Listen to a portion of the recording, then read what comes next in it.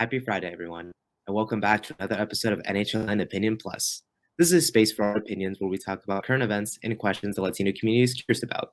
Today, we are joined by Sarah Jane Knoy, Executive Director of Granite State Organizing Project. Welcome, Sarah. Thank you so much for joining us this week. Hi, thank you. Yeah, thank you so much for joining us. So we'll jump into some questions on the work that you're doing and the impact that the pandemic has been having. Any questions before we begin? No, I'm ready.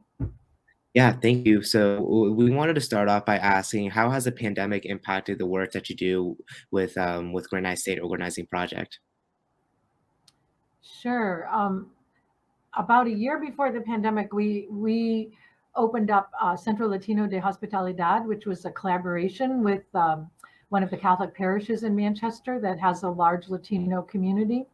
And when the pandemic hit, everybody that we knew in the community, the Latino community in Manchester and Nashua, so many people lost their jobs because a lot of people were working in hospitality and working in restaurants and hotels. And with the shutdown, there was a lot of hunger and a lot of unemployment. And so we switched from being a community center, a drop-in center, a place for people to get together and learn, to doing emergency food distribution. And so for the first several months of the pandemic, we gave away, I think, like 80 to 100 big bags of family-sized food every week to members of the Latino community that had lost their jobs.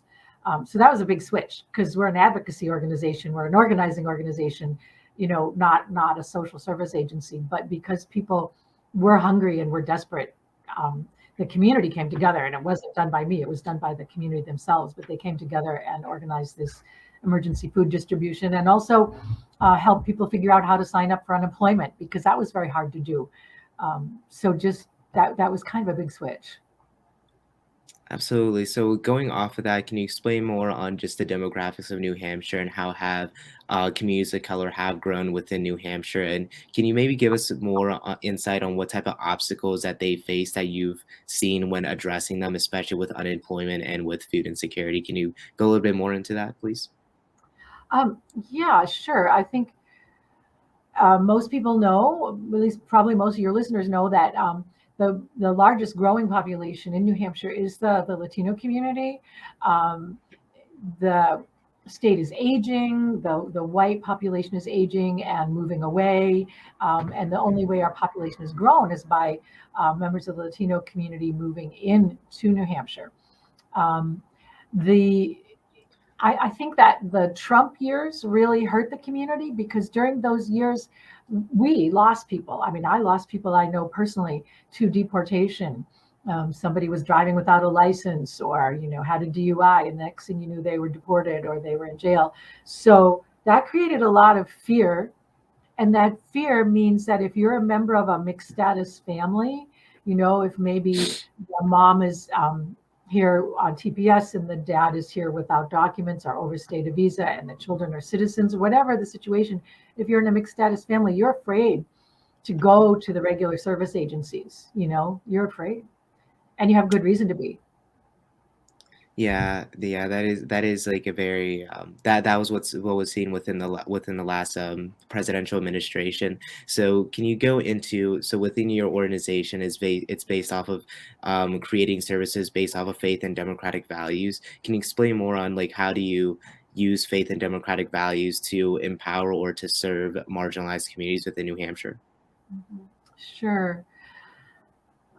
Yeah, as you said, a lot of our members are actually faith communities. So churches, parishes, synagogues are members of the Granite State Organizing Project, and they come together to build leadership and build community and build a more just and equitable society based on their faith. So whether their faith is in the words of Jesus or the teachings of Muhammad or from the rabbinical tradition, and then of course some people are those people who have faith but no particular religion, but they believe, we all come together because we believe in the shared humanity and the shared dignity that all humans, dignified treatment that all humans deserve. And so for a lot of our people, That's what drives them to want to help the community, is that they do have faith, whether it's a religious faith or a more spiritual faith. They do have faith, and they believe that everyone deserves the same opportunities. Um, Yeah, absolutely. Thank you so much for that. And I wanted to ask too, for those that let's say they don't believe in a faith, how do you best serve them? mhm, Because within your website, it's faith and democratic values. Can you mhm. explain more on like how do you still build a relationship and still build community for those that may not necessarily reflect to a faith, but they still value democratic values? Oh, sure. So some of the institutions that are members of the Granite State Organizing Project are labor unions. Some are community organizations like the Elmwood Gardens Residents Association or the Nashua Adult Learning Center. And so they are not specifically denominational or faith-based, but they do believe in democratic values. They do believe that everyone has the right to access affordable housing, affordable education, safe food, safe healthcare. Those are just sort of basic human rights. You might even just say that we really just believe in basic human rights for everybody without any distinction, immigrant, non-immigrant, white, black, brown, yellow. We all have the right to thrive and succeed in life. Yeah, absolutely. Thank you so much for going into that. And so with that, I wanted to ask just what are the biggest challenges that not just like marginalized communities face, but also maybe those that don't reflect on faith or democratic values. What do you think are the biggest obstacles and challenges that prevent people from reaching out to your services? Well, again, we don't directly provide services. We bring people together to build their leadership and to advocate and lobby for changes in the community. And I think right now, our biggest obstacle is COVID and the fact that people are still not gathering much, you know, in person in meetings. Another obstacle is that a lot of people are so busy working 2 jobs and 3 jobs. How do you get involved in civic engagement? How do you go to your school board meeting or your board of aldermen meeting when you're working 2 jobs? And really, some of the parents we know are working 3 jobs because the minimum wage is so low in New Hampshire and the housing costs are so high. It's really tough. Yeah, that's very, very interesting. So with, going off of like what you mentioned before, how the previous presidential administration has created some sense of fear within the community, within the Latinx community and other marginalized communities within New Hampshire. How has the Biden administration changed as like the culture and the values within New Hampshire, and have any significant changes have happened in terms of the services that you do and how communities are impacted and the relationships that you build? Yeah, I think there's been some real positive change in the sense that um, the Biden administration implemented the child tax credit refund. And so we've been helping people sign up to get those refunds. And then we've been helping people sign up to get the stimulus checks and the recovery checks. And people are like sending us messages on their cell phone, pictures of their checks saying, I can't believe it. I got $4,000. And so that's real help for people. And it's not from us, it's from the federal government. There's also the emergency rental assistance, which is really important. And the immigrant communities didn't know about it. And so we've been knocking on people's doors and letting people know. Again, we don't administer that money. It's administered through the New Hampshire CAP agencies, but we've been letting people know that it exists. So those are some real positive changes that the Biden administration has brought. They've brought real attempts to end poverty into the state. I think there's still some really unfortunate discrimination and racial hatred going on in New Hampshire. It's almost getting worse. It feels like we're just still very polarized, and there's still a lot of people who are so threatened by the changes in the state that they're lashing out. I don't know if you see that, but I see that. Yeah, so with that, like, can you explain more on, so you mentioned that New Hampshire still struggles with poverty and with a low minimum wage, and there's a lot of people that you serve that have to work 2 or 3 jobs.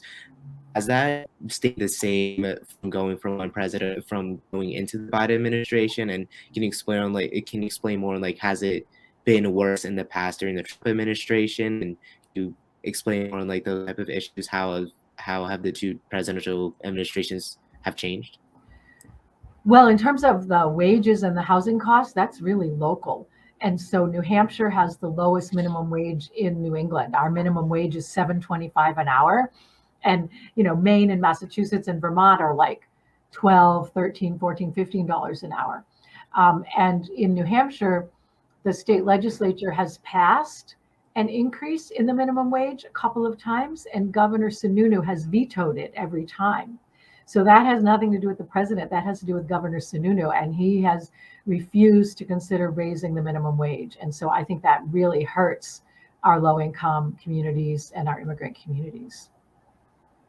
Yeah, it's really interesting that you brought that up. So can you explain more on like what type of impact the governor of New Hampshire has had in not just like the poverty and minimum wage, but also racial injustice, as you mentioned before? Like how are the legislators of New Hampshire addressing the issues of poverty and of racial injustice as those have been national topics?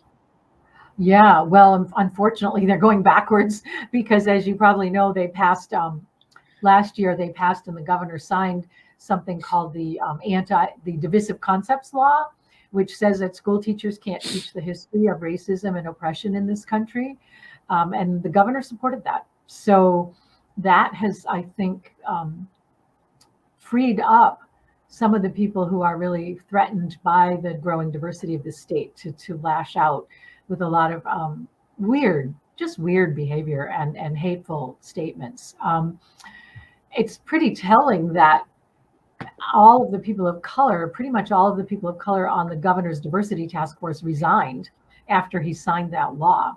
A couple people didn't, but most of them did. So um, I think we need a more enlightened state government. We need to not be so afraid of change and embrace the change that's coming.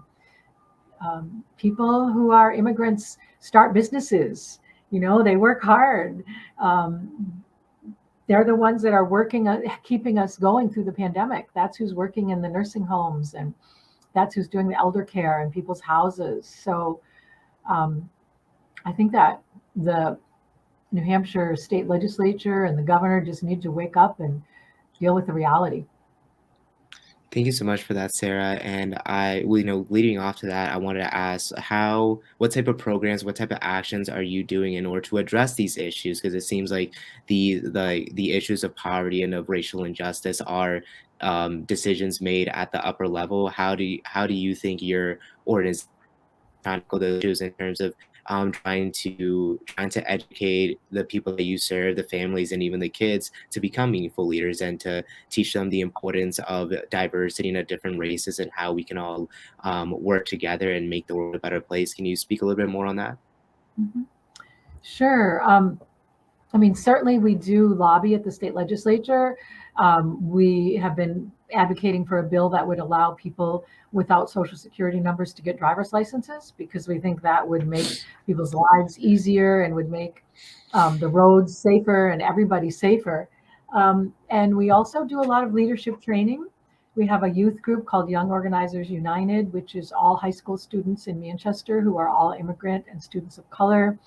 Um, and we do leadership training for the general public, both in English and Spanish, on how to get involved in your local government, how to lobby, how to write testimony, how government functions, because a lot of people don't know that. And we're also doing some education and outreach to the Latino community on vaccines and how to access vaccines. We're holding some community-based vaccine clinics. And we just encourage people to get in touch and get involved. And thank you so much. Those are all really great resources and really great avenues to inspire others to be the change that we all wanted to see. So as we are concluding our interview, are there any major resources or programs that you think our audience should know before we depart? Sure, if anybody is having any trouble paying their rent or utilities due to inflation or COVID or unemployment, there's something called the Emergency Rental Assistance. And if you go to nhcap.com, you can figure out how to apply for that. And I just know so many people are struggling. I hope that they will do that. I also hope people will call us at 603-668-8250, and we're happy to try to connect you with resources.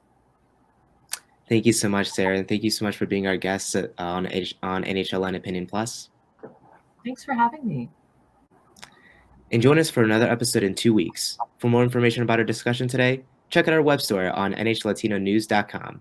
Follow us on Twitter at NHLatinoNews and our Instagram at NH_Latino News. I'm Bron Zapata with NHLN Opinion Plus, and we'll see you next time.